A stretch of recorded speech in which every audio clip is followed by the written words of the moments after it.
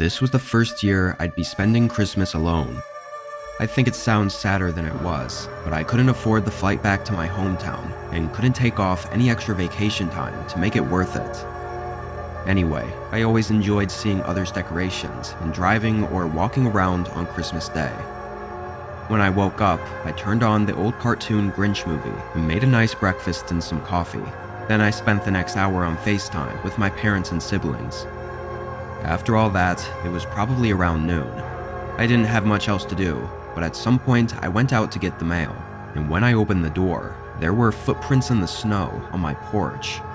What's odd is that they were frozen over, like not freshly made in the powdery top layer of snow. They were clearly made hours ago, like overnight when it was well below freezing. I looked around, even though they clearly were not here anymore, then went out and got my mail. It was very strange. I don't know if I felt scared, but definitely a bit unsettled. I didn't really know what to do about it though. I tried to continue my day without worrying too much. After all, it was Christmas. I had some Hallmark movies play while I opened the gifts and letters that my family had sent in the mail. Around 3, I started getting bored and checked the weather. It was supposed to get a lot colder later in the day, so I decided to go for a walk around the neighborhood while I still had the chance. I bundled up and started down the sidewalk, looking at all the Christmas lights and taking in the calmness. A little bit into the walk, I noticed someone else walking in the neighborhood. They were the only other person I saw, and they were walking on the other side of the road. I thought nothing of it, but a few minutes later, they passed by me again. I did a double take, thinking I was seeing things, because there was no way we could have passed each other twice so soon, unless they turned around right after we passed each other the first time. I kept walking and came up to a split where I could either head back home or keep going around the neighborhood. I ended up going home. It wasn't because of the guy I saw. Sure, it was strange, but something else just felt off and made me want to head back. I went in through the front door, and eerily soon after I got inside, there was a knock at the door. I'd only just taken off my boots and was still standing right by the door. My heart pounded in my chest like I knew this was bad. I looked out the peephole and saw a guy standing very close to the door, wearing a baseball cap tilted downward, covering his face. Weirdly, he seemed familiar. I didn't know why. At the moment, I thought it was just because he was the man I'd seen walking around the neighborhood. He knocked again. I knew he had to have already seen me enter. "What do you need?" I called out. They didn't answer. A few seconds later, they banged on the door again. I asked again what they were doing here and what they wanted, and watched out the peephole as he just stood there against the door and refused to answer or speak at all, before banging on the door again. He then grabbed the door handle and started shoving his whole body into it. I backed away as the whole door shook, rattling from its hinges with each blow. It went on for maybe 20 to 30 seconds, then it all suddenly stopped. There was a pause, and then multiple people yelling. When I went over and looked, there were 2 cops outside my home, arresting the man at my door. I was completely confused and unsure how this happened. I thought it was just some kind of miracle that they showed up at the perfect time. It turned out a neighbor had actually called the police and reported a man acting unusual, walking back and forth down our street for hours and standing outside my home. Even more disturbing though, I knew the man. He was an old ex from probably 6 years ago. He didn't even live in the same state as me anymore, and we hadn't talked at all since the breakup. It's scary to think that so suddenly, years later, he just decided to show up at my house on Christmas Day and try to break in. The cops found 2 knives on him, and in his car that he parked a few blocks away, he had a firearm and a whole roll of duct tape, both that he purchased just a few days prior. He admitted to nothing, but it's not hard to see what he was likely intending to do.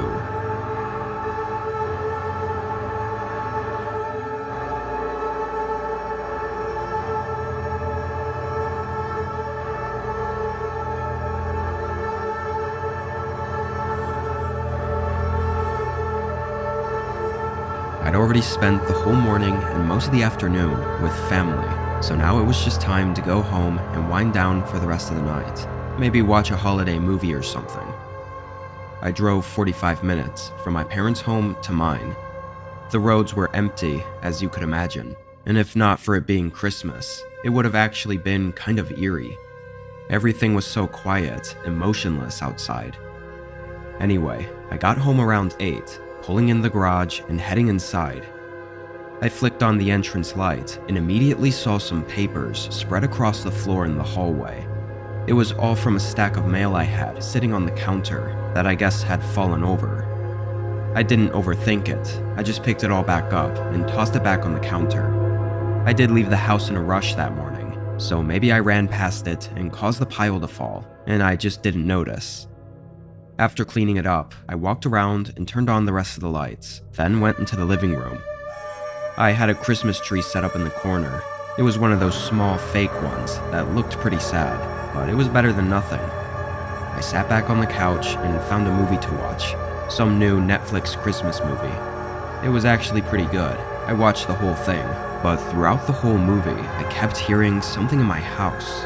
It was like quiet, almost inaudible creaks.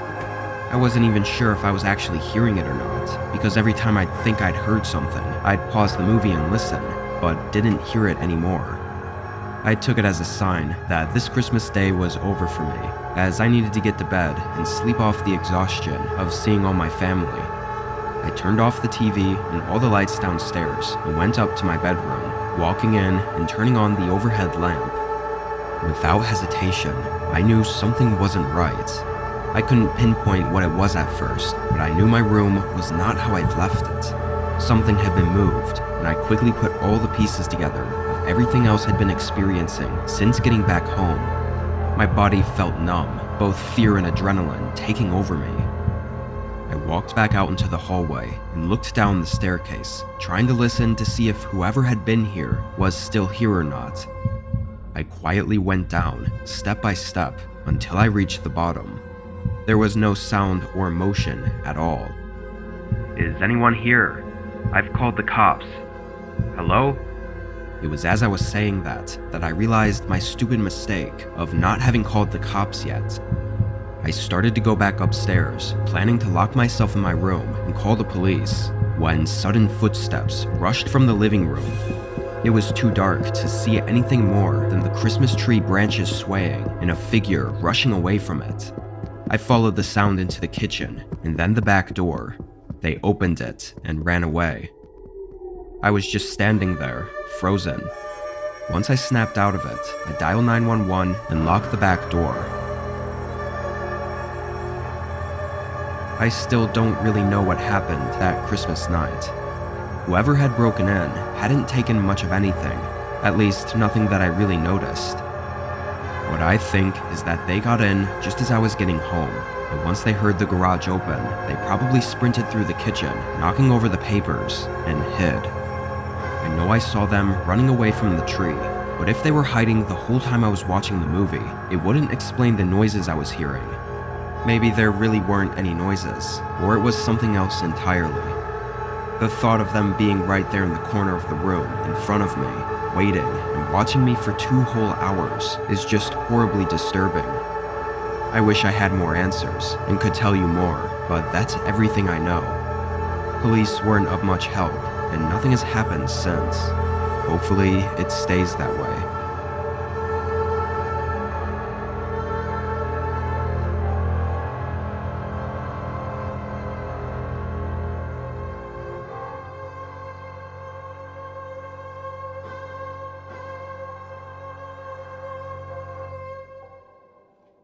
I'm nearing 30, and Christmas nowadays isn't as exciting as it once was.